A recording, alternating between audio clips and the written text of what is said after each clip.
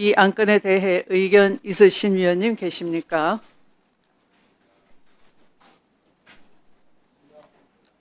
네. 네, 나경원 의원님. 제가 이 법사위에 대해서 이 오늘 국정감사 계획서도 사실은 오늘 이 자리에 와서 받았습니다.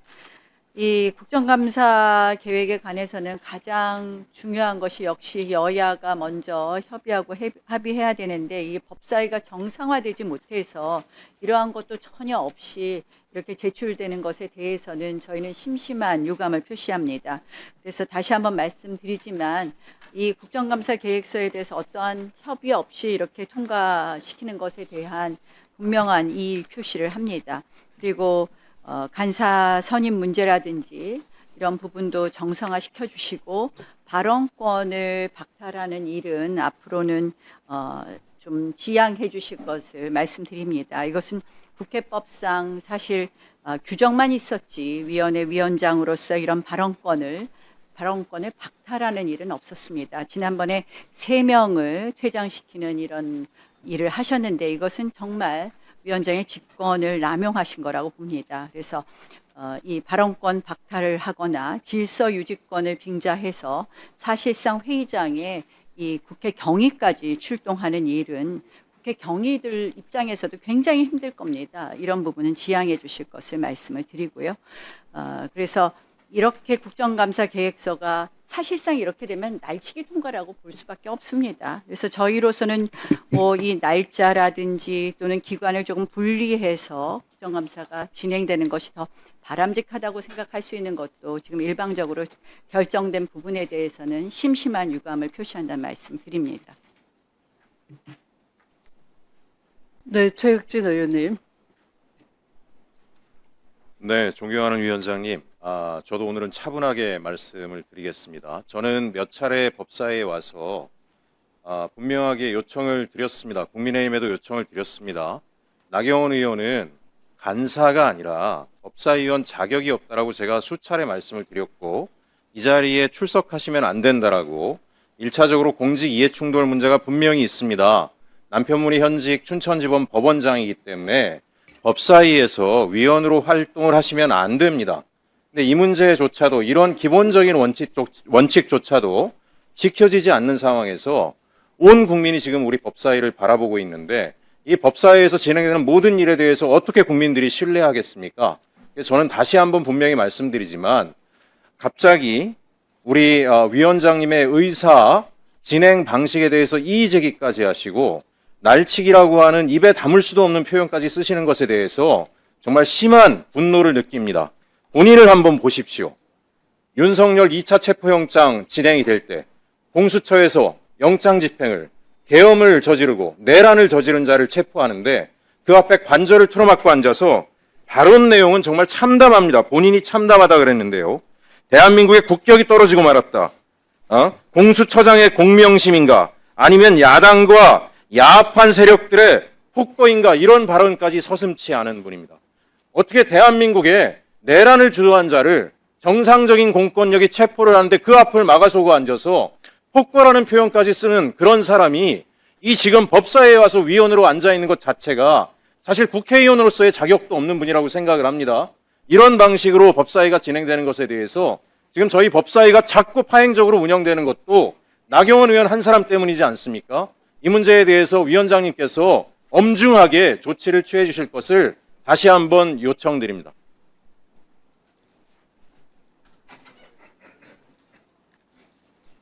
그만하시죠.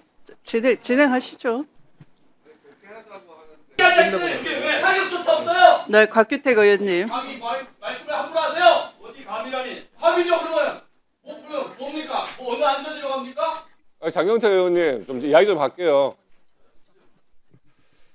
아니 지금 우리가 정당한 이야기를 했잖아요. 지금 이 국정감사 안건에 대해서 토론을 합시다 했는데 간사 선임이 안 돼 있으니까 사전에 시간 넣어주세요.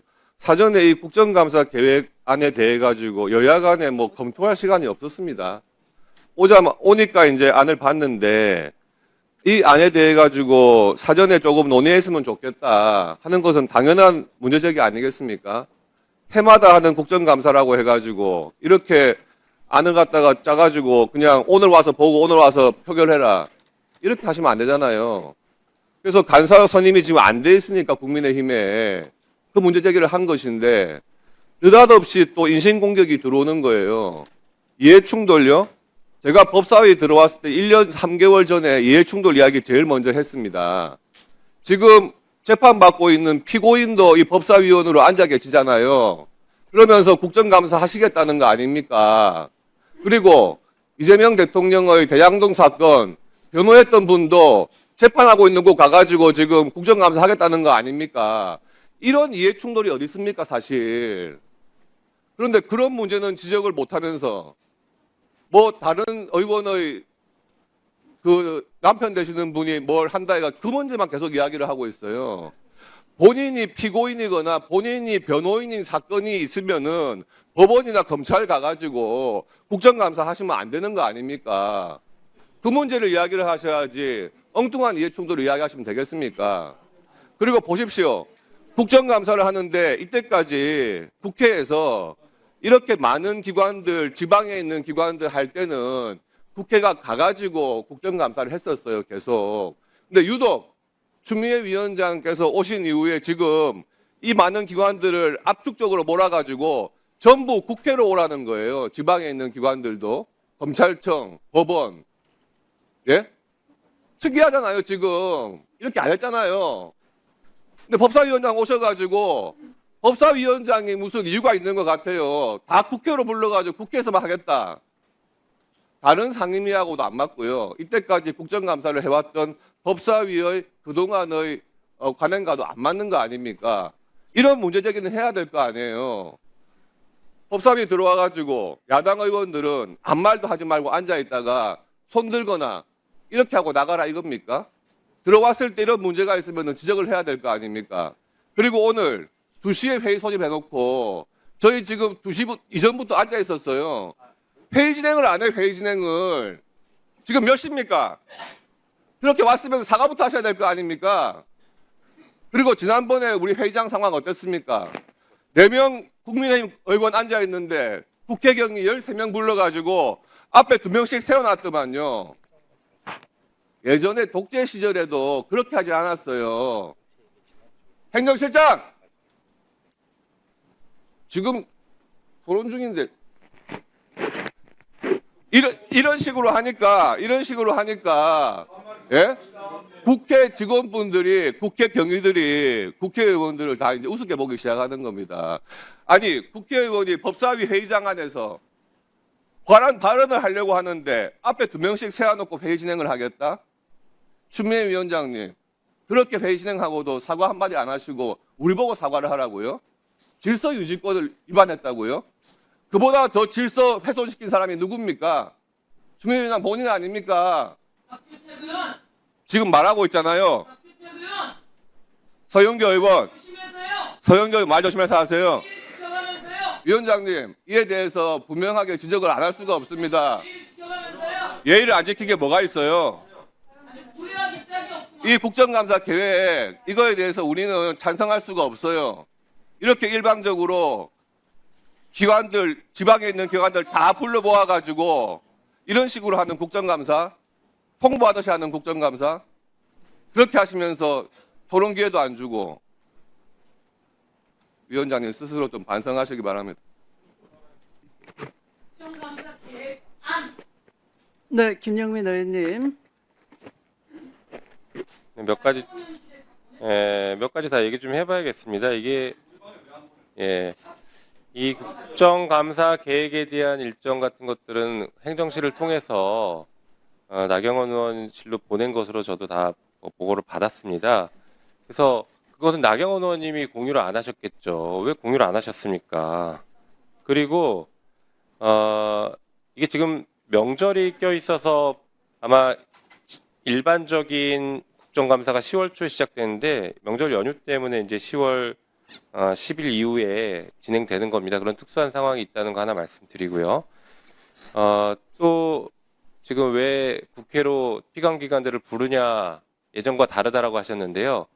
법사위에서 피감기관을 대부분 불러왔습니다. 법사위가 현장 국감 가는 일은 굉장히 이례적이고 드물었어요. 작년에 특이하게 대전고검 그리고 대전고법 그리고 대구 이렇게 반을 좀 나눠서 가긴 했죠. 그런데 그 전에 법사위에서는 뭐 이렇게 많이 나가지 않았습니다. 보통 국회에서 해요. 왜냐하면 국회에서 진행을 해야 국회 방송도 방송이 되고 여러 가지 국민들께서도 이 법사위의 국정감사를 온전하게 보실 수가 있습니다.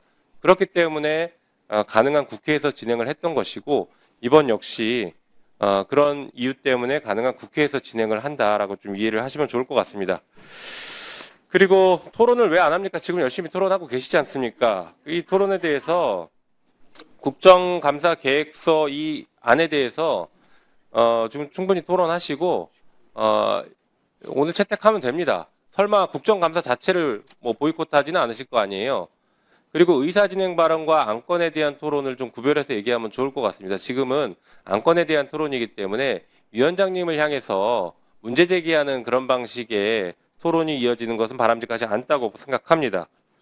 그리고 또 뭐 마지막으로 하나 또 지적하셨으니 말씀드리면 회의 시간에 왜 늦게 들어왔냐라고 하는데 그거는 국민의힘도 마찬가지였을 것입니다. 오늘 증인과 참고인들에 대해서 각 의원실별로 취합해서 그 부분을 내부 토론하고 상의하는 시간들이 상당히 걸렸습니다. 왜냐하면 우리 오늘 안건 세 번째 안건이 국정감사 증인 참고인 출석 요구의 건입니다.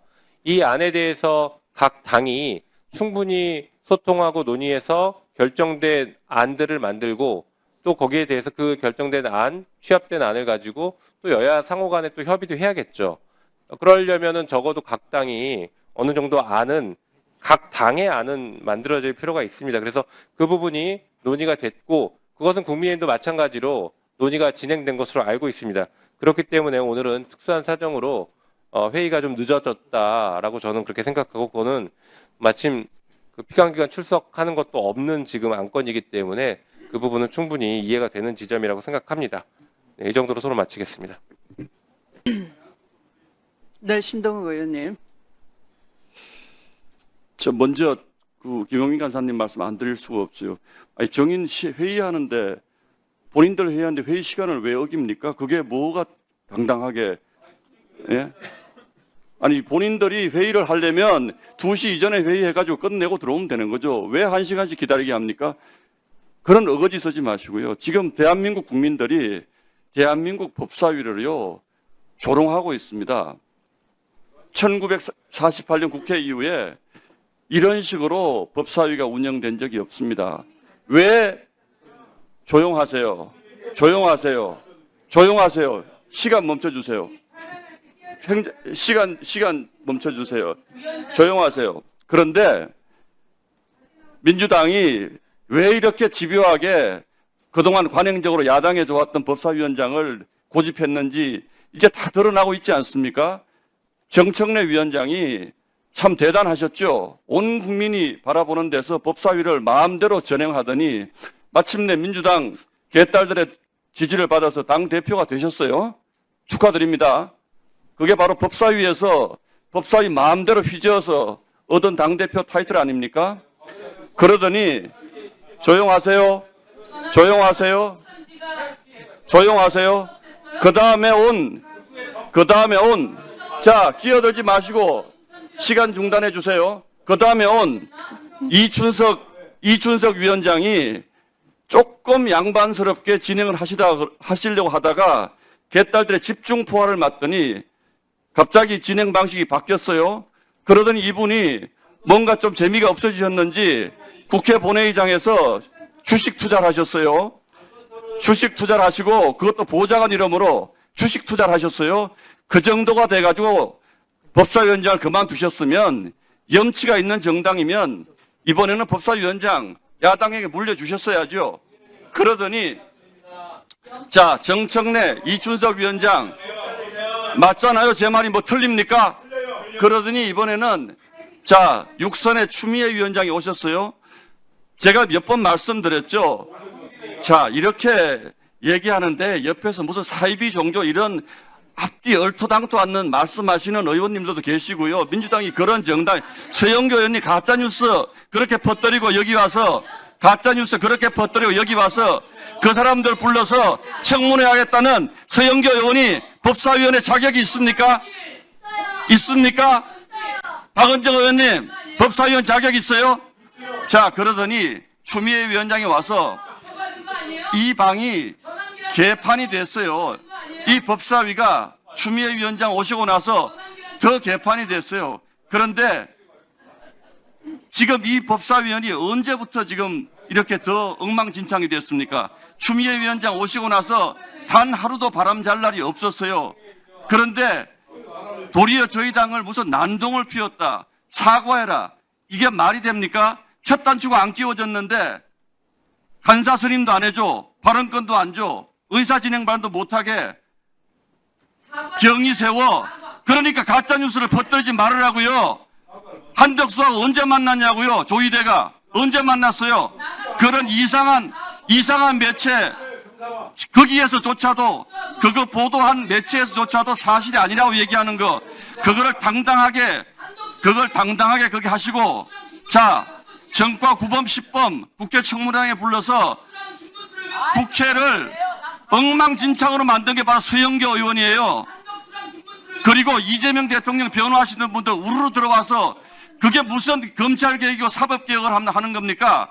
자, 그래서 이 국회 법사위원장이 민주당의 쇼 비즈니스장이 정치 비즈니스장이 됐다고 말씀을 드리는 거예요. 자, 김용민 간사님 왜 국회로 다 불러서 청문회 하느냐? 무슨 생각입니까? 추미애 위원장님 내년에 어디 나가신다고 그러는데 서울에서 국정감사 해야지 언론들 많이 오고 관심 받겠죠. 아까 국회 방송 말씀도 하시는데 이 법사위원장이 민주당 정치인들의 정치 비즈니스장입니까? 정청래, 이춘석, 추미애 위원장 정치 비즈니스에서 내년에 뭘 어떻게 하시겠다고요? 우리 제발 좀 정상으로 돌아갑시다. 그래서 지금 전부 서울로 부른다는 거 아니에요 지금? 아니 제 말 틀렸습니까? 그렇다면 그런 것이 있다고 저희 당에 그러면 양해라도 구하든지 본인들끼리 다 만들어 가지고 와서 툭 던져놓고 그럼 이게 날치기가 아니고 뭐예요? 계획서는 여당 마음대로 하면 됩니까? 계획서는 야당 마음대로 하면 돼요. 아무리 계획서로 동의를 구하셔야죠. 읽어봐요. 그래서 이 법사위가 민주당의 정치 비즈니스의 장으로 변질했다고 온 국민들이 대한민국 법사위를 조롱하는 겁니다. 국민 여러분, 이 계획서를 안을 가지고 와서 토론하자고 하는데 왜 자기한테 안 줬냐고 저러면 되겠습니까?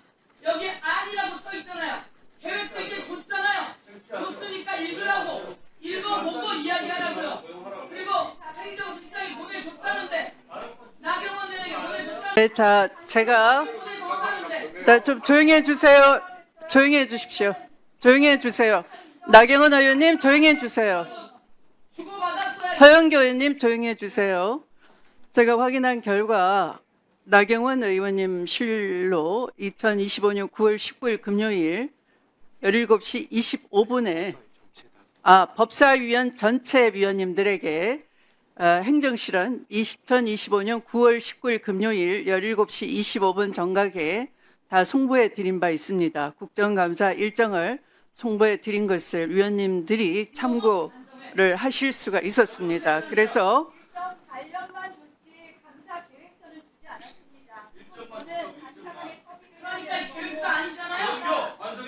반성해 진정 사과하고. 자, 그리고 못 받았어. 회의 2시에 회의를 통보하고 회의 지체가 된 것은 아까 김용민 의원이 소상히 말씀을 드린 바와 같이 우선 그 많은 증인 참고인에 대해서 우선 야당 측과 협의하기 위해서 민주당 안을 먼저 추려낼 필요가 있었고 또 그 추려낸 안에 따라서 추려내자마자 그걸 들고 야당 의원님들이 계신 쪽으로 가서 상의를 하고 난 후에 곧장이 회의장으로 온 것이니까 그것은 우리 여야 간 쌍방이 다 지켜보신 일 아니겠습니까? 그래서 느닷없이 회의를 지체했다 하는 것은 조금 잘못된 주장이다 이렇게 말씀을 드리고요.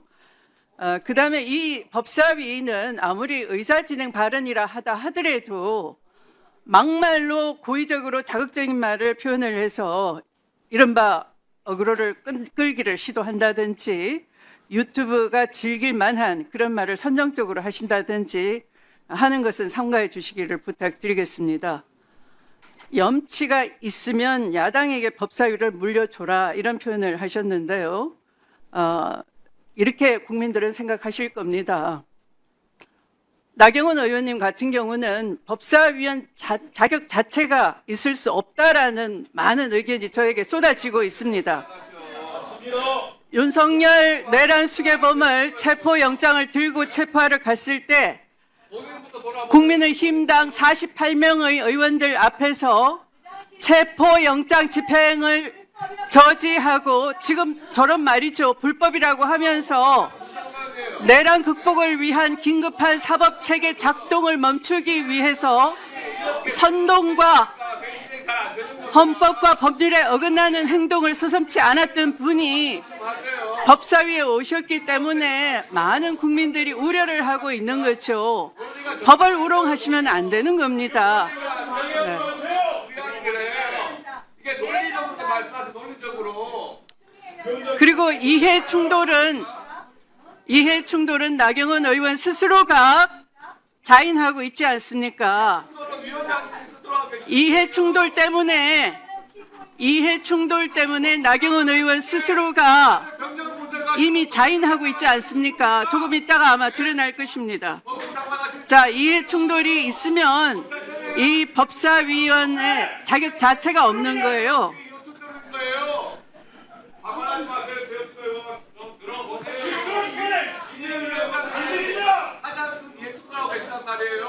자, 진행하도록 하겠습니다. 아들 병력 문제 가지고 검찰청에 전화한 분이 누구세요? 검찰청에 그러시면 안 되는 겁니다. 허위 사실을 유포하시면 처벌받습니다. 나가라. 무리하게 손가락질하는 박근혜가 나가요.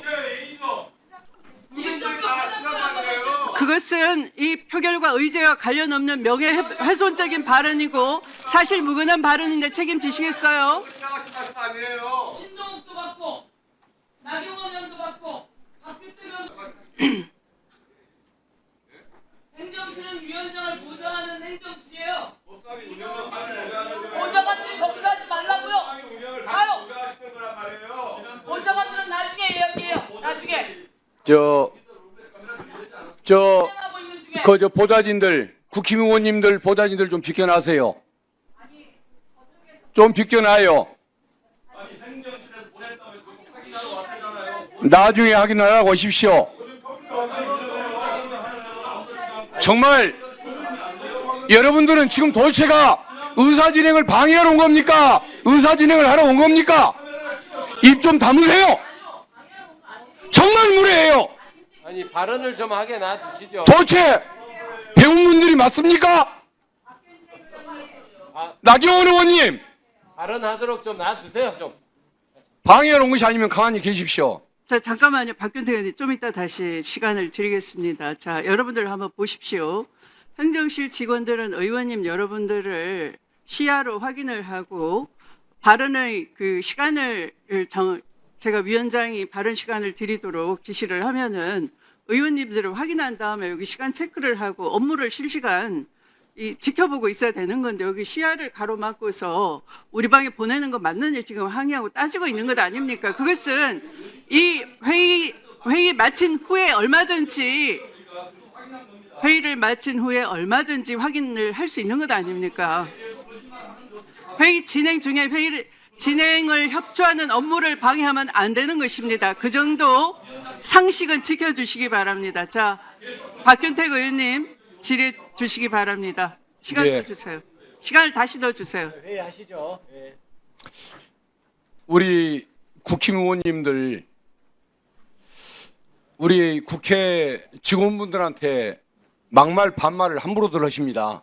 며칠째 습관적으로 반말들 하시더군요.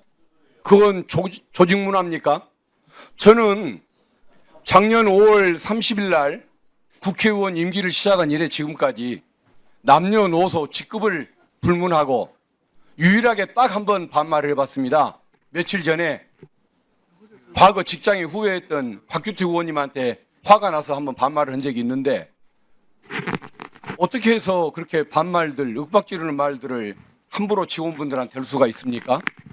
좀 그런 그 태도들은 좀 시정을 하는 것이 필요한 것 같습니다. 정말 보기가 불편합니다. 지금까지 제가 봐왔던 의원님들, 국힘 의원님들 좀 너무 심합니다. 위원장님께서 그 어떤 직원들을 대하는 태도에 대해서 한번 지적을 좀 해주시면 고맙겠습니다. 그리고 왜 지방 고지검, 고지법에 대한 국정감사를 국회에서 하느냐라고 지금 따지고 계십니다. 저는 위원장님의 조치가 맞다고 생각합니다. 제가 지방 근무를 여러 번 했습니다. 한번 국정감사를 받으려면 국회의원들 모시기 위해서 총무과 직원들은 2주 이상을 고생을 합니다. 역전에 나가가지고 모시고 점심 식사 준비를 하고 구내식당 갖추고 의전 챙기고 그러는 과정에서 하루 내내 그 직장의 업무가 마비가 되고 하루 내내 고생을 합니다. 저녁에 서울 가는 열차편 챙기는 데까지 다 챙길 수밖에 없는 게 현실입니다. 그러나 국회로 오면 기관장하고 기획 담당 검사 2명만 서울로 오면 되는 거 아닙니까? 왜 2명만 고생하면 될 걸 가지고 수많은 직원들을 2주씩 고생을 시킵니까? 지금 세종시에서 많은 공무원들이 국회를 출입하면서 국회 질의에 답하고 자료를 제출하고 현안을 설명하는데 왜 법원과 검찰청의 장들은 국회 오면 안 되는 겁니까? 1년에 한 번 오는 그 일이 뭐가 그리 대단해서 총무과 직원을 비롯해서 전 직원들을 고생시키겠다는 겁니까? 제발 약자들에 대한, 직원들에 대한 존중의 태도를 좀 가져주시기를 촉구합니다. 이상입니다.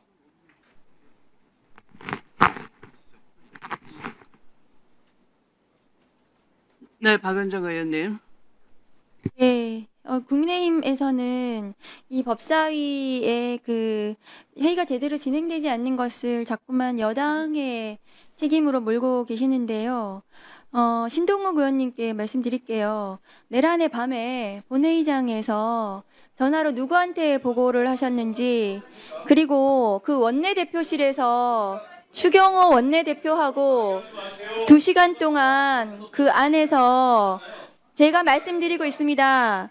내란의 밤에 추경호 원내대표실에서 2시간 동안 표결도 안 하시고 무슨 일을 하셨는지, 지금 내란에 대해서 고발돼서 피의자 신분이시죠? 내란 특검에서 소환됐습니까? 가서 조사나 받으세요. 본인은 그렇게 하시고 국민의힘 수석 최고위원 되셨죠? 본인이 그런 그 대가로 최고위원 되셨는지 모르겠지만 부정선거 주장하는 전한길 얘기도 많은 것이 맞다고 말씀하고 계시는 분이 법사위에 와 있는 자격이 있을지 저는 모르겠고요. 윤석열 면회는 정말 가실 겁니까? 정말 내란을 일으킨 윤석열과 단절을 하십시오. 국민의힘이 지금 계속해서 법사위에 와 계시는 자격이 없다고 저희가 말씀드리는 이유가 단순히 간사를 누구를 할 것인가가 중요한 것이 아니라 윤석열 독재 정권, 내란을 일으킨 윤석열과의 단절을 하지 않으시고 그 내란이 맞다고 옹호하고 계시기 때문에 정당한 대화의 상대로 저희가 맞는가 그런 의문을 드리는 것입니다. 독재를 청산하려고 하는 이 모든 국회의 노력이 어떻게 그것이 독재가 될 수 있습니까? 국민의힘이 국회의 폭거다, 여당의 독재다 이렇게 말씀하시는데 정말 기가 막힙니다. 독재를 청산하려고 하는 이 피눈물 나는 노력이 어떻게 그것이 독재가 또 될 수가 있겠습니까? 국민의힘 의원 제발 정상으로 좀 돌아오셨으면 좋겠습니다. 법무부와 검찰이 저는 선명한 야당입니다. 그런데 검찰에 대해서, 법무부에 대해서 국회에 불러서 국정감사를 진행하는 이유가 있습니다. 검찰은 그동안 무소불위의 절대 권력으로 국민의에 군림했고, 심지어 국회조차도 나오지 않고 국정감사를 검찰청에 국회의원들을 불러다가 국정감사를 받는 오만한 검찰이었습니다. 그러나 국회의원은 국민을 대리하고 있고, 누구든 국회의원 와서 국민을 대표하는 국회의원의 물음에 답을 해야 됩니다. 국정감사는 그런 자리입니다. 그런 국정감사가 제대로 진행될 수 있도록 하는 계획서에 대해서 이 내용 자체에 대해서 이렇게 딴지를 걸으시고 계속 회의를 방해하시는 것은 국민의힘이 법사위의 자격이 없다는 방증입니다. 저는 강력하게 항의합니다. 위원장님께서도 국민의힘 의원들에게 강력하게 경고해 주셨으면 좋겠습니다. 네, 수고하셨습니다.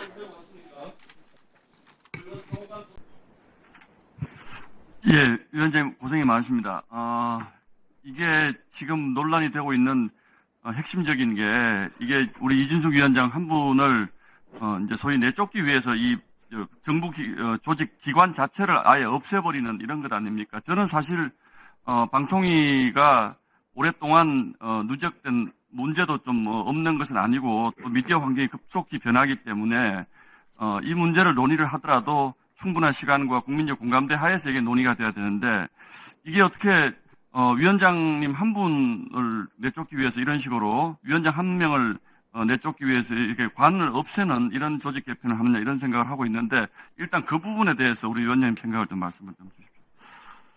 최근에 제가 들은 이야기 중에 하나가 질문을 받은 것 중에 하나가 대통령의 국정 철학과 가치에 공감하느냐 이런 질문, 또 최근에 통과된 방송 3법에 대해서 어떻게 생각하느냐 이야기를 해서 우선 방송 3법과 관련해서는 여야의 충분한 토론과 협의 과정이 없이 민주당 다수당 일방적으로 통과된 것에 대해서 유감을 표했고 예. 그 내용을 보면은 사실상 노동 권력인 민노총의 방송사가 소속될 통제가 될 가능성이 매우 높다 이렇게 이제 이야기를 했더니 마지막으로 그 질문한 것 중에 이재명 대통령의 국정 철학에 동의를 하느냐라고 이제 질문을 해서 방송 특히 방송이나 언론은 어느 대통령의 소유물이 돼서는 안 된다.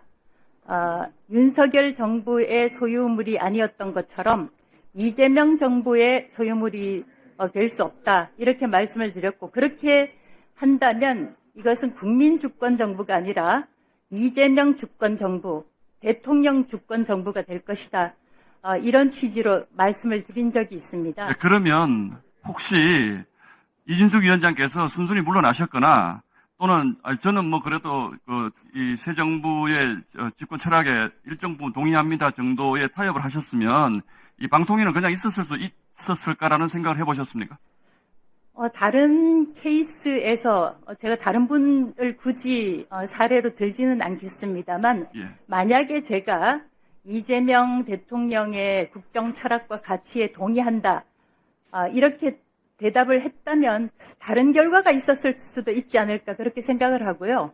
가정적인 상황이니까 제가 장담은 할 수 없지만 그러나 말씀드린 대로 방송 언론은 국민의 것이어야 되고 헌법과 민주주의 가치에 부합하는 것이어야 되지 어떤 특정 정부나 대통령의 가치에 부합해서는 안 된다. 그렇게 생각하고 있습니다. 이제 법사위니까 질문 중에 좀 조용 좀 하세요. 이제 조희대 대법원장이 세종 관련 학술 토론회에 가서 이게 법이라는 것이 이제 정권을 강화하는 쪽으로 쓰여서는 안 된다. 이제 이런 말씀을 하시잖아요. 저는 언론도 마찬가지라고 생각합니다. 그래서 방송 3법 통과 과정에서 지금 언론이 언론 개혁이라는 표현을 쓰시는데 저는 언론의 독립성이 굉장히 퇴보한 결국은 법이 이제 만들어졌는데 이 지금 새로 만들어지는 방송 미디어 이름도 방송 미디어 통신위원회라는 것은 어떤 문제점이 있다고 보십니까? 사실상 방송통신위원회와 방송미디어통신위원회는 그 직원이 30명 정도 늘어나는 것에 불과합니다. 같은 건물을 쓰고 같은 사무실을 쓰고 직원들도 그대로 승계됩니다. 하나 달라지는 것은 부칙에서 정무직 공무원만 직에서 면한다. 이 조항입니다. 그러니까 말하자면 얼굴에 점 하나 찍고 이건 전혀 다른 사람이다라고 얘기하는 것과 마찬가지고 어떤 학교에 전학생이 30명 왔는데 그러니까 그 교장 바꿔라. 또 학교 이름도 바꿔라. 이렇게 얘기하는 것 다 똑같습니다. 예. 아주 똑같은 기관이고 99% 똑같은 기관이고 다만 이진숙 하나만 축출되는 그러니까 그 것입니다. 보충해 보면 괄호치고 정무직 공무원만 예외를 한다. 그러니까 뭐 다 인원이고 다 그대로 가고 승계하는데 정무직 공무원만 예외를 한다. 이제 이렇게 표현한 것은 이준숙 위원장만 쫓아내겠다 이런 취지로 지금 받아들이신다는 거죠. 그렇게 안 받아들이면 어떻게 하겠습니까? 그러니까요. 예, 알겠습니다. 이상입니다. 예.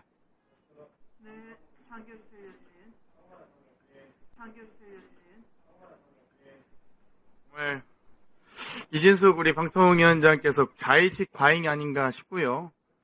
윤석열 정권 탄생 이후에 한상혁 방통위원장 쫓아낼 때 혹시 기억은 하십니까? 온갖 수사와 감사원의 감사 그리고 정말 이 재판까지 가면서 무리하게 쫓아내는 과정이 있었고요. 그리고 나서 잘 운영했으면 잘 모르겠어요. 저도 과방위원을 했기 때문에 좀 말씀드리면 김효재 방통위원 3달 정도 했습니다. 직무대행으로. 그러다 이동관 방통위원장 오더니 또 3달 정도 하고 도망갔어요. 이상인 또 직무대행이 또 와서 한 25일 하다가 김홍일 방통위 관련된 방송통신 관련된 전문성 하나도 없는 김홍일 위원장 도대체 왜 임명한 겁니까? 하다못해 방송국 수사해본 적도 없는 검사였어요. 이분 한 6달 하다가 또 도망가셨어요. 또 그리고 이상인 이 직무대행이 25일 하다가 또 조성은 직무대행이 한 4, 5일 하다가 이제 이진숙 방통위원장 1년이 하고 있는데 그때 당시에 이 김효재, 이동관, 이상희, 김홍일 이 많은 분들 나올 때마다 국힘 과방위원들이 뭐라고 하셨냐면 가짜뉴스 때려잡겠다고 했습니다. 그러면서 한다 소리가 방송통신정책과 방통위가 할 수 있는 게 언중이법을 관여하는 게 아니잖아요. 정보통신망법으로 관여하는 게 아닙니까? 거기에 대해서 이 정보통신망법상 불법 정보에 대한 규제 권한만 있지 가짜뉴스를 규제할 수 있는 권한이 없었단 말이에요. 방심위의 권한이었죠. 그리고 OTT나 이 여러 글로벌 CP사들이 하고 있는 여러 유튜브 등을 비롯한 그런 여러 가지 미디어의 다변화에 대해서 대처를 못하고 있다는 평가들이 냉정한 평가들이 있었던 겁니다. 그렇기 때문에 방통위가 새롭게 미디어위원회로 통합 운영돼야 된다. 이런 얘기들은 국민의힘 과방위원들도 하셨던 얘기예요. 가짜뉴스 때려잡겠다고 하셨던 분들 다 어디 갔습니까? 과방위에 간사하셨던 박성준 의원님 이런 분들 간사하셨죠. 그런 분들 지금 국회에 있으시도 않으세요. 아니 그래놓고 지금 이제 와서 갑자기 이진숙 방통위원장 쫓아내기 위한 법이다? 그럼 그 전에 국민의힘 의원님들 가짜뉴스 때려잡겠다. 그리고 새로운 OTT 환경에 글로벌 CP사들과의 경쟁에서 살아남아야 된다. 이런 얘기 하셨던 분들 다 어디 가셨습니까? 그래서 이제는 방송통신위원회가 새롭게 미디어 정책을 총괄하는 또 뭐 지금 가짜뉴스라고 제가 표현하지는 않겠습니다만 불법 정보에 대한 유통에 대해서 저선제적으로 대응해야 된다라는 평가들이 많았기 때문에 방송미디어통신심의위원회 설치에 대해서 저는 기존의 여야 할 것 없이 국민의힘 의원님들도 과방위원들 다 주장하셨던 거기 때문에 저는 이진숙 위원장께서 좀 자중하시고 본인을 쫓아내기 위해서 국가기관을 설립할 정도로 그렇게 한가하지 않습니다. 대한민국이. 그렇기 때문에 부디 좀 겸손한 태도와 자세를 유지하시면서 그렇게 마무리를 잘 하셨으면 좋겠습니다. 이상 발언 마치겠습니다. 네, 수고하셨습니다.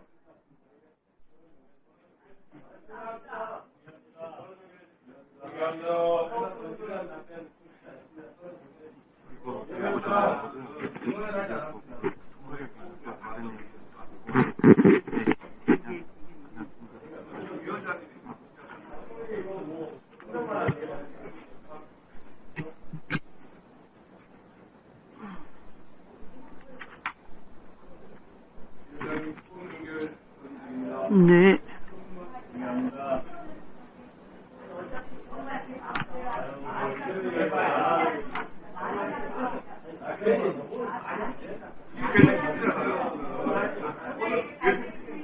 네, 박균택 위원님 등으로부터 토론을 종결하자는 동의가 들어왔습니다. 해당 동의에 찬성하는 위원님 계십니까?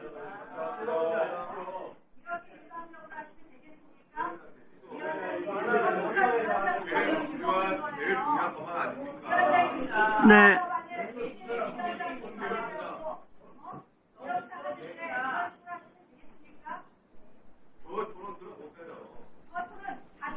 네, 박지원 위원님 등 찬성하는 위원님이 계시므로 국회법 제71조에 따라 토론 종결 동의가 의제로 성립되었습니다. 이에 대하여 국회법에 따라 토론을 하지 않고 것으로 표결하도록 하겠습니다. 먼저 찬성하는 위원님은 손을 들어 주시기 바랍니다. 내려주십시오. 다음 반대하는 위원님은 손을 들어 주시기 바랍니다. 네, 내려주십시오.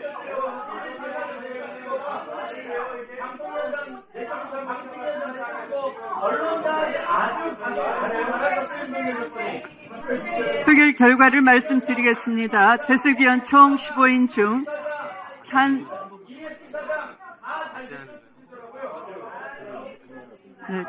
재석위원 총 15인 중 찬성 11인, 반대 2인, 기권 2인으로 가결되었음을 선포합니다. 토론 종결 동의가 가결되었으므로 토론 종결을 선포합니다.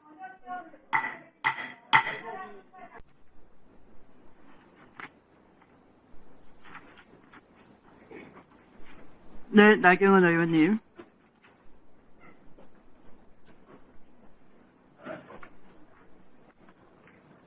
자, 문화부 장관한테 질의하겠습니다.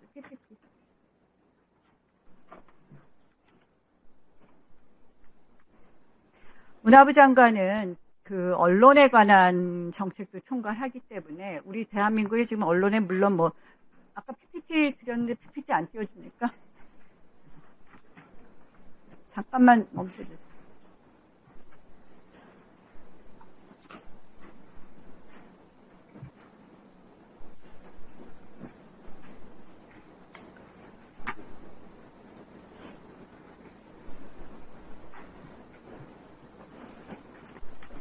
지금 대한민국 언론 환경이 굉장히 나빠지면서 이 가짜 뉴스가 범람합니다. 이 가짜 뉴스에 대한 이 가짜 뉴스가 횡행하지 않도록 하는 정책 어디에 가장 중점을 둬야 된다고 생각합니까?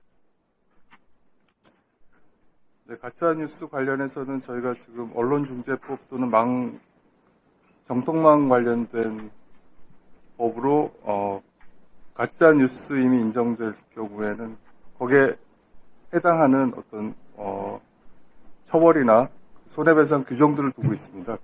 그런 면에서 적극적으로 저희도 대응하고 있습니다.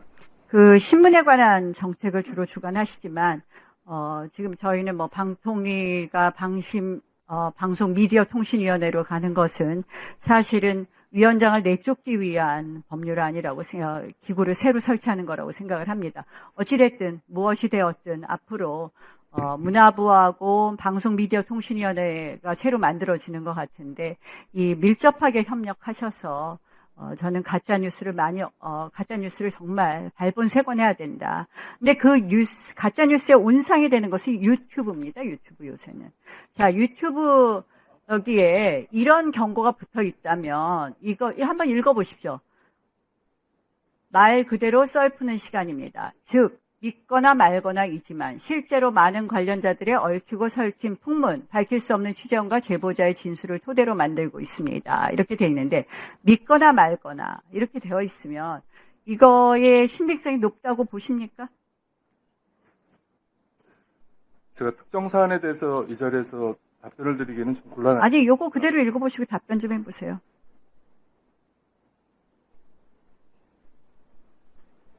신빙성이 굉장히 신빙성이 높다고 보시기엔, 신빙성이 굉장히 높다. 이렇게 보기에는 어렵겠죠? 믿거나 말거나 이런 식으로 되어 있다는 것은. 이것이 아주 굉장히 신빙성이 높은 녹취록이다. 이렇게 보실 수 있겠습니까? 장관께서는? 지금 말씀하신 요 이미지에 있는 글귀만 가지고 제가 그 이후에 나온 모든 내용들은 다 진실이 아닐 거다라고 단정하는 것도 좀 어려울 것 같고요. 그 부분은 제가 지금 답변 드리기에는. 장관께서는 이게 지금, 장관의 답변이 어떤 정치적 영향이 있을까 하고 답변을 못 하시는데 그냥 우리가 상식적으로 보면 믿거나 말거나 이렇게 되어 있으면 이것이 고도의 신빙성을 가지고 있는 것은 라고 믿기는 어려운 거 아니겠습니까? 국어로 해석을 한다면.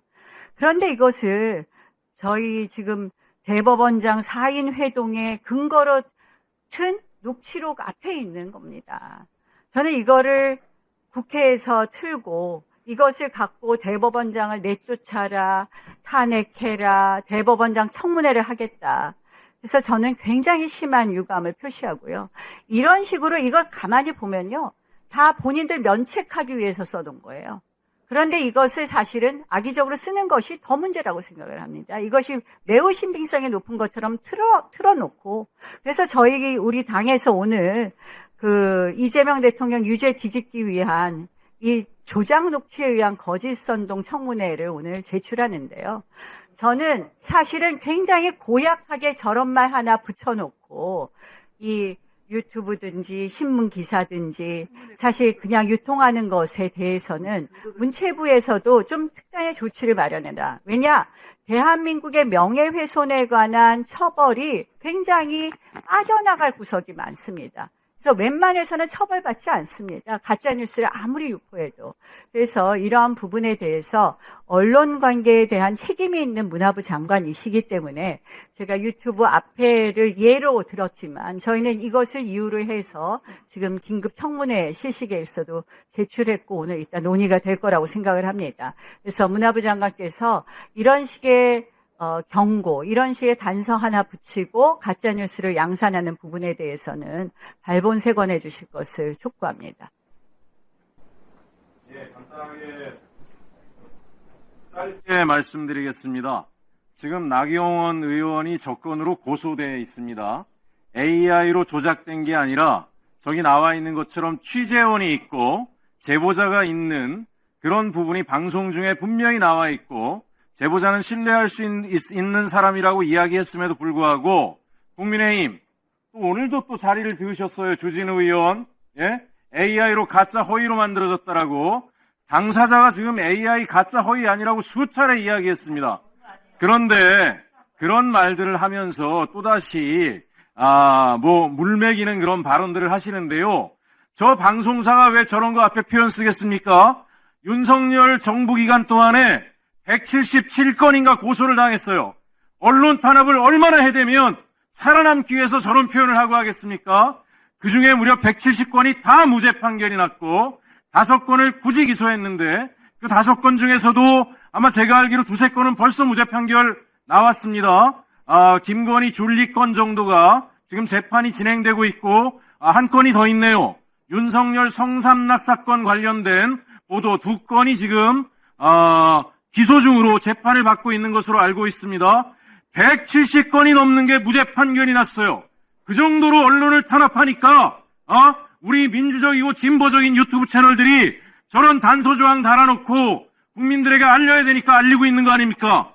문체부 장관님, 다시는 저런 언론 탄압하는 세력들이 이런 식으로 국민의 알 권리를 방해하는 그런 정책들이 있어서 되겠습니까? 안 되겠습니까?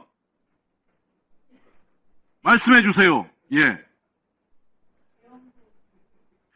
저 방송이 상당히 많이 다 맞췄습니다. 계엄이 곧 터진다. 맞췄습니다. 김건희가 주술과 무속에 빠져있다. 다 사실로 드러났습니다. 김예성이 김건희의 집사로서 각종 금융 농단에 개입돼 있다는 거 다 사실로 드러났습니다. 국민의힘의 통일교가 배우다. 사실로 드러났습니다. 김충식이 국정농단의 중심에 있다. 하나하나 다 드러나고 있습니다. 근데 뭐가 가짜뉴스예요? 말만 하면 가서 탈탈 털고 고소하고 검찰이 괴롭히고 심지어 의정부 지검에서 어떤 일까지 있었냐면 불기소 의정부 경찰서에서 불송치 난 거를 고등법원이 갔다가 재기수사로 다시 벌금형을 때리는 그런 일까지 벌어졌어요. 다시는 이런 일이 없도록 장관님이 마음 단디 먹고 해주셔야 됩니다. 어디서 와서 지금 저런 말도 안 되는 소리를 떠들면서 무슨 가짜뉴스니 허위니 자기 방어를 하고 앉아있습니까? 그러니까 법사위에서 나가야 된다고 얘기하는 겁니다. 법사위에서 나가야. 고소당하니까 또 저런 거 PT 틀어놓고 자기 변명이나 하고 앉아있고. 부탁드립니다. 장관님, 다시는 저런 일 없게 해주십시오. 이상입니다. 네, 나경원 의원님. 노동부 장관께 질의하겠습니다. 지난달 우리 청년 고용률 얼마인지 아십니까? 45% 네, 수준입니다. 그럼 60세 이상의 고용률은 몇 프로인가요? 60세 이상이 청년 고용률을 앞지른 걸로 알고 60. 있습니다. 청년 고용률을 앞질렀죠? 네, 그렇습니다. 48%입니다. 자, 지금 청년 고용률이 고령 고용률을 보다 낮은 기현상이 6개월 이상 지속되고 있습니다.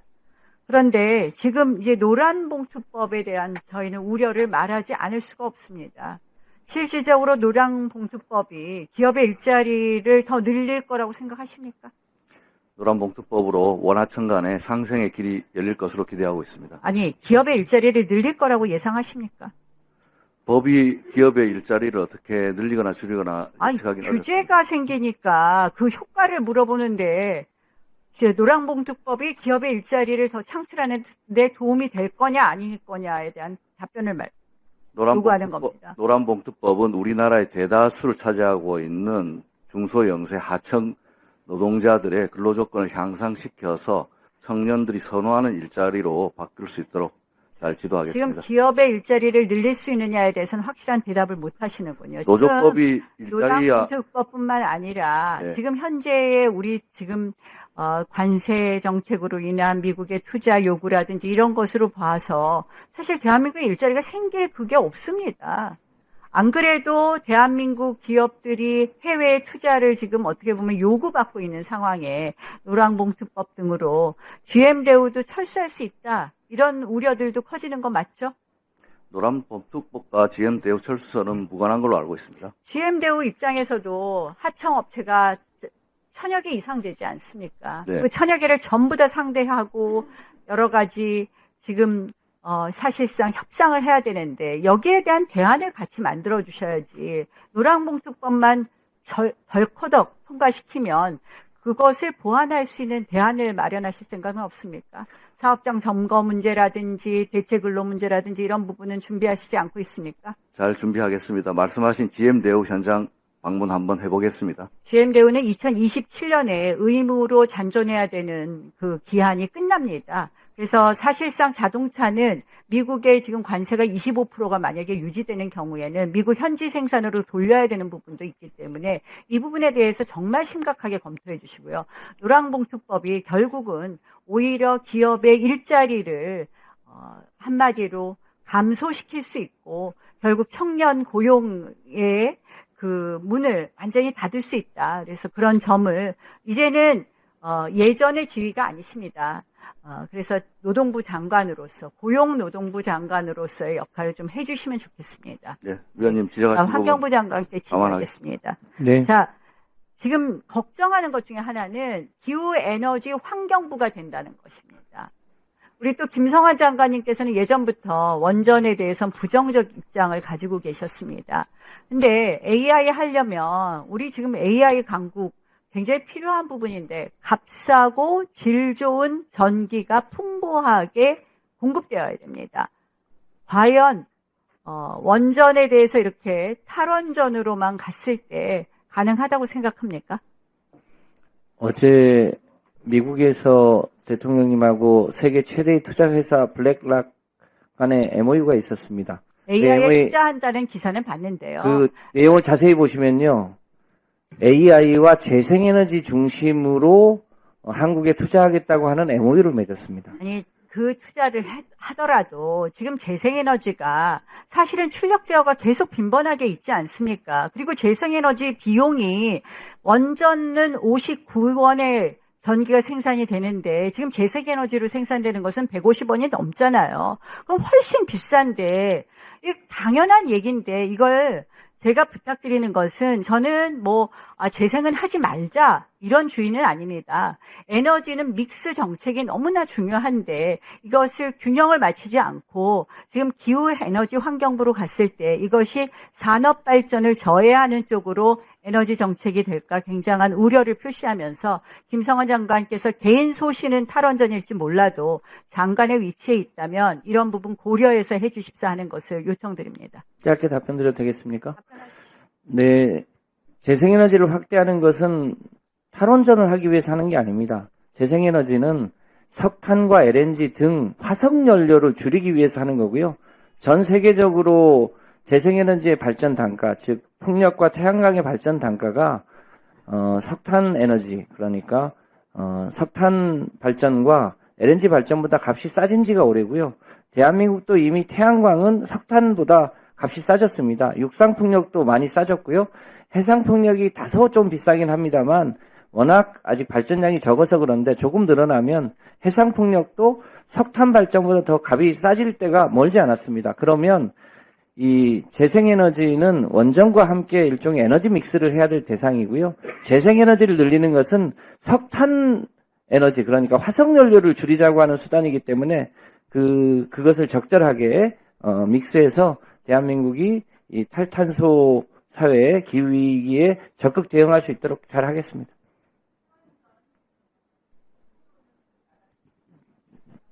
네. 주셔서 감사합니다. 오래간만에 발언권 주셔서 감사합니다.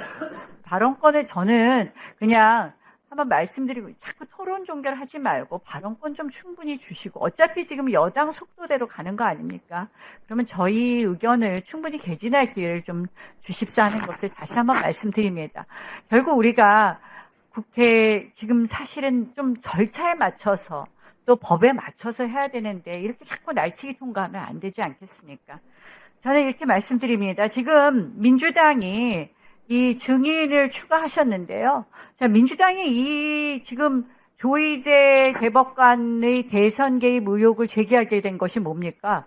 5월 1일에 대법원 판결 나오니까 5월 2일에 서영교 의원이 제일 먼저 사인회동을 법사위에서 제기하고 5월 14일에 제가 아까 보여드린 그 경고문이 붙어있는 믿거나 말거나 녹취록을 매우 신빙성이 높은 증거로 제시하면서 사인회동을 제시하면서 이렇게 굴러온 것 아닙니까? 그렇다면 그 사인회동에 대한 것을 시작해서 나온 이러한 조희대 대법원장의 이 문제 있는 판결이라 그러면 그 사인회동서를 제기한 그 열린공감 TV 당연히 증인으로 신청하셔야 되는 거 아닙니까? 왜 쏙 뺐습니까? 저는 이거 빼는 걸 보고 그 사인회동설 자체가 조작이구나라는 것을 자인했다고 봅니다. 그래서 저는 이러한 증인을 신청하시는 걸 보고 민주당은 이것을 자인한 것이다. 그래서 저희 당이 오늘 제출한 것이 다음에 논의될 그 안건입니다. 한마디로 서영교, 부승찬 등의 조작, 녹취, 거짓 선동에 의한 이재명 대통령 재판 뒤집기 사법 파괴 진상 규명 긴급 청문회인데요. 이 지금 민주당이 하는 대법원장까지 끌고 나오는 이 청문회는 저희는 매우 사법 파괴적인 삼권 분립을 파괴하는 청문회라고 주장하고 있는데요. 그거 하려면 저희 것도 같이 청문회 채택해 주실 것을 미리 말씀드립니다. 그리고 그 증인의 그 사인회동 최초로 제기한 열린공감TV도 저 추가로 신청도 하시고 그 열린공감TV 녹취록이 허위라는 것을 또 제기했던 박대용인가 하는 사람이 있던데 같이 한번 제기를 해보시죠. 그래서 한번 논의해 보시지 그러지 않냐, 논의해 보는 게 어떤지 제가 제안합니다. 결국 민주당은 사인회동 자체가 허위라는 것을 자인하고 있다. 그리고 이런 사실은 삼권 분립에 반하는 청문회는 해서는 안 된다는 말씀을 다시 한번 드립니다. 배가 고파서 말이 나와요. 배가 고파서 말이 안 나와요. 네, 이 증인 추가에 대해서 한 말씀 더 드리도록 하겠습니다. 그러면 의사일정 제77항 국회 기록원 법안, 제78항 국회 도서관법 일부 개정 법률안, 제79항 국회법 일부 개정 법률안, 제81항 국회 상임위원회 위원 정수에 관한 규칙 일부 개정 규칙안은 각각 원안대로 의결하고자 하는데 이의 없습니까?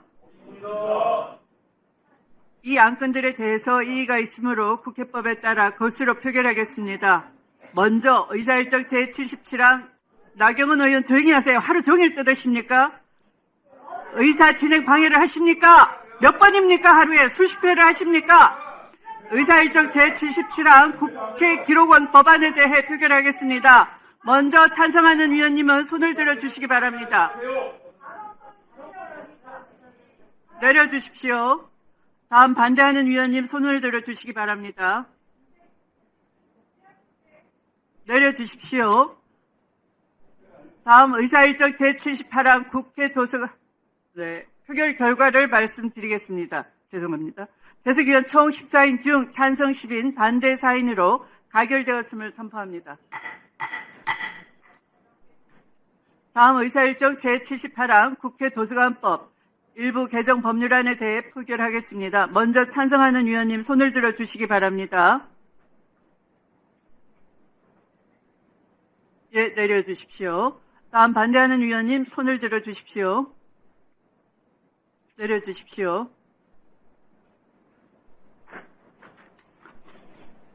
표결 결과를 말씀드리겠습니다. 재석위원 총 14인 중 찬성 10인 반대 4인으로 가결되었음을 선포합니다. 다음 의사일정 제79항 국회법 일부 개정 법률안에 대해 것으로 표결하겠습니다. 먼저 찬성하는 위원님은 손을 들어주시기 바랍니다.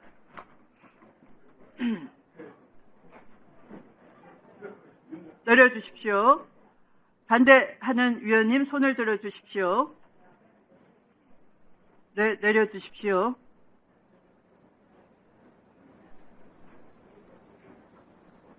표결 결과를 말씀드리겠습니다. 재석위원 총 14인 중 찬성 10인 반대 4인으로 가결되었음을 선포합니다. 의원님. 조희대 대법원장의 사퇴 여론이 오늘 지금 과반에 육박하고 있어요. 세상에 어느 역사상 대법원장의 사퇴 여론이 이렇게 높을 수가 있습니까? 국민들은 사법부에 대한 불신이 지금 극도에 이르러 있는 겁니다. 그런데 그 대법원의 지난 5월 1일 판결이 국민주권을 침해한 사법 쿠데타였다는 그런 정황이 너무나 많이 뚜렷한 상황이에요. 그러면 사법부는 국민 앞에 그 부분에 대해서 해명하셔야 되는데 해명도 하지 않고 제대로 된 그 이 불신을 해소할 생각도 안 하고 계세요. 국회는 국민을 대리해서 그것에 대해서 물을 수 있어야 됩니다. 조희대 대법원장은 한덕수 그리고 그 외에 기타 윤석열 등등과 같이 전화 통화했습니까? 그럼 그 사이에 한덕수하고 만나서 무슨 논의를 이 건과 관련해서 안 했다면 다른 논의는 했는지 조희대 대법원장 스스로 사법 불신에 대해서 해명하셔야 되는 거예요. 그런데 사퇴 여론이 이렇게 높은데도 불구하고 국회에서 아무것도 하지 않는다면 그것이 직무유기입니다. 사법부가 누구도 건드릴 수 없는 성역이라면 그럼 이런 사법 불신에 대해서 그럼 어떻게 해결해야 되는지 존경하는 국민의힘 의원님들 얘기를 한번 해보십시오. 이런 경우에 어떻게 해결해야 됩니까? 조희대 대법원장의 이 사법부에 대한 불신, 사퇴 여론에 대해서 국회가 어떻게 이 문제에 대해서 해결을 해야 됩니까? 이 사법 쿠데타에 대해서. 국민이 쿠데타로 인해서 국민 주권이 침해됐는데 국회가 아무런 일을 하지 않습니까? 저는 그것에 대한 의혹을 정당하게 제기하신 동료 국회의원들을 향해서 이런 식의 공격 아닌 공격을 하시는 국민의힘 의원님들에게 너무나 유감입니다. 그래서 이런 긴급 현안 청문회 말고 9월 31일 날 조희대 대법원장에 대한 청문회에 적극적으로 임하셔서 그럼 조희대 대법원장이 무고하면 그때 밝히시면 될 거 아니에요. 그때 제대로 준비하셔가지고 오셔서 밝히시라. 그렇게 생각하고 이 청문회는 저는 이루어져서는 안 된다고 생각합니다. 이런 동료 의원에 대한 이런 말도 안 되는 공격에 대해서 부끄러워하셔야 된다. 물론 정치 공세를 하시는 건 좋지만 그런 국민의힘 의원들은 어떤 의혹도 제기 안 하십니까? 국회의원 되셔가지고 공익신고 대상자이세요. 공익신고를 하면 그거에 대해서 의혹을 제기해야 되는 거예요. 의혹도 제기 못하면 국회의원들이 말도 못합니까? 수사기관도 아닌데 조희대 대법원장 그러면 통화 내용 내놓으세요. 한덕수하고 안 만났다면 한덕수하고 통화 안 했는지, 윤석열하고 통화 안 했는지, 김건희하고 통화 안 했는지 기타 등등 통화 내용 내놓으시고 무고함을 스스로 밝히셨으면 좋겠어요. 그런 거를 9월 30일 날 한번 해보자는 거예요. 그러면 사법부의 불신을 스스로 해소하시라. 사법부의 독립은 스스로 지키셔야 합니다. 국민의힘 의원님들이 이런 식의 말도 안 되는 청문회 계획서를 가지고 오셔서 이렇게 하시는 것은 저는 반대합니다. 이상입니다. 네. 김용민 의원님. 여야 번갈아 가면서 하고 있지 않습니까? 지금 번갈아 가면서 하고 있습니다. 수고하십시오. 아까 먼저 국민의힘 소속 신동욱 의원님께 드렸고, 지금 비교섭 단체 한번 드렸고, 그 다음 마지막으로 김용민 의원님께 드리고 있습니다. 네, 제가 먼저 발언하겠습니다. 좀 집중해 주십시오. 자, 한번 볼까요? 지금 우리가 조희대 대법원장 청문회 하려는 게 본질이 뭡니까? 본질이 중요합니다.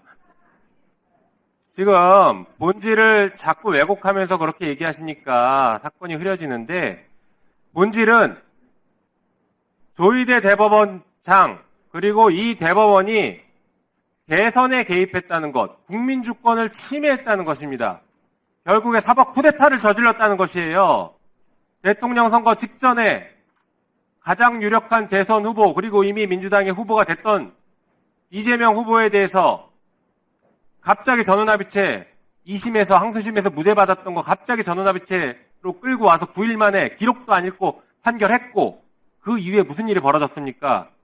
5월 11일, 12일이 대통령 후보 등록일입니다.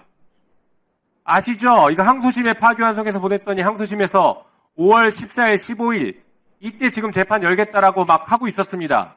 그러면 무슨 일이 벌어지겠습니까?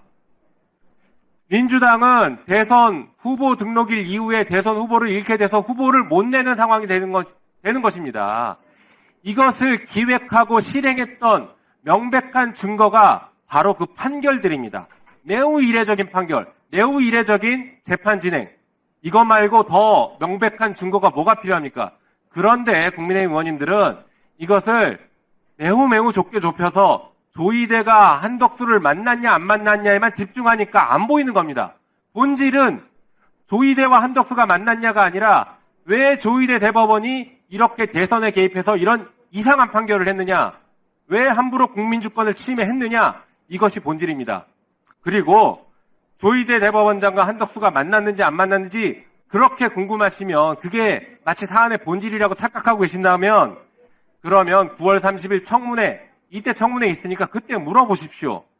대법원장이 불출석할 거라고 지금 말씀하시는데요. 만약에 조희대 대법원장이 불출석하고 판사들이 불출석한다라고 하면 이 판사들은 앞으로 재판할 때 증인을 부르지 마십시오. 증인들에게 불출석했다라고 불이익 주면 안 됩니다. 국회도 국회법에 따라서 그리고 헌법에 따라서 증인을 부를 수가 있고, 그 증인으로 채택된 대법원장과 판사들은 증인으로 나와야 될 의무가 있습니다. 법원에서 재판할 때 증인을 부르는 것은 헌법상 근거가 있는 것이 아니라 법원조직법 그리고 형사소송법, 민사소송법에 따른 법률에 따른 권한을 가지고 부르는 것입니다.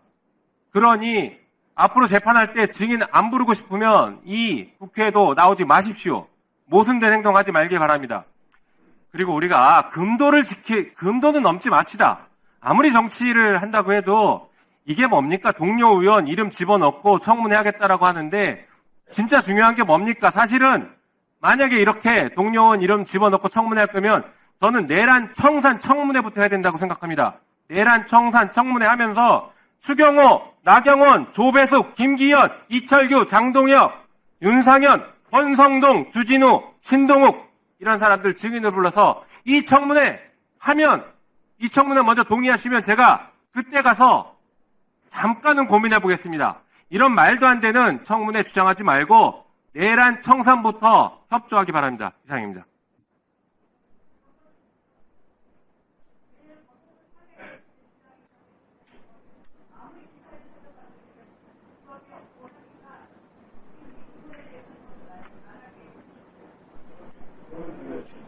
네.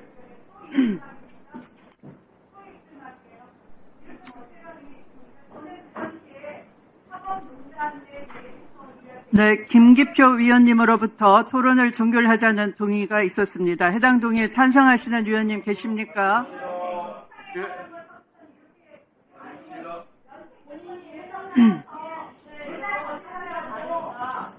네, 박균택 의원님 등 찬성하는 위원님이 계시므로 국회법 제71조에 따라 토론 종결 동의가 의제로 성립되었습니다. 이에 대하여 국회법에 따라 토론을 하지 않고 거수로 표결하도록 하겠습니다.